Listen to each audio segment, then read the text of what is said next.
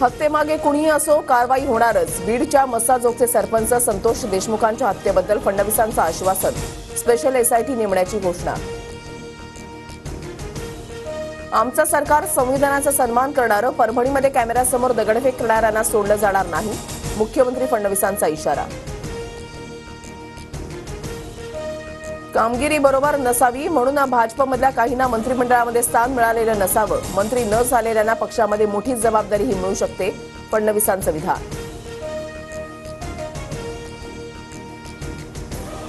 EVM म्हणजे every vote for Maharashtra. ईव्हीएमच्या मुद्द्यावर विरोधकांकडून होणाऱ्या आरोपांना फडणवीसांचं उत्तर.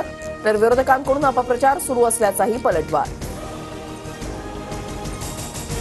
नागपुरात फडणवीस सरकारचा मंत्रिमंडळ विस्तार संपन्न. 33 आमदारांना कॅबिनेट तर 6 आमदारांना राज्यमंत्रीपद. राज्यपाल सीपी राधाकृष्णन यांच्याकडून 39 मंत्र्यांना पद आणि गोपनीयतेची शपथ.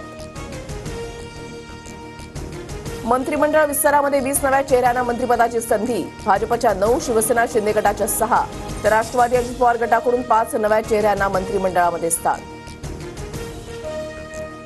भाजपच्या 19 आमदारांकडून मंत्रिपदाची शपथ. बावनकुळे, चंद्रकांत पाटील, मंगलप्रभात लोढा, अतुल सावे, गणेश नाईकांसह 19 नेत्यांना मंत्रिपद.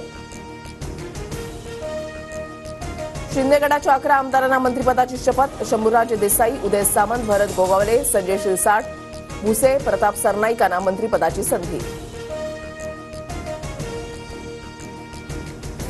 अजित पवार गटातील 9 आमदारांना मंत्रिपद. हसन मुश्रीफ, अदिती तटकरे, धनंजय मुंडे, बाबासाहेब पाटील, दत्तात्रय भरणे, नरहरी झिरवाळ आणि मकरंद पाटलांना मंत्रिपद.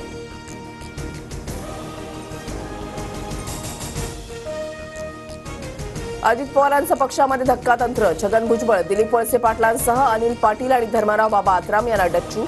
नाशिकमध्ये भुजबळ समर्थकांकडून टायर जाळत निषेध.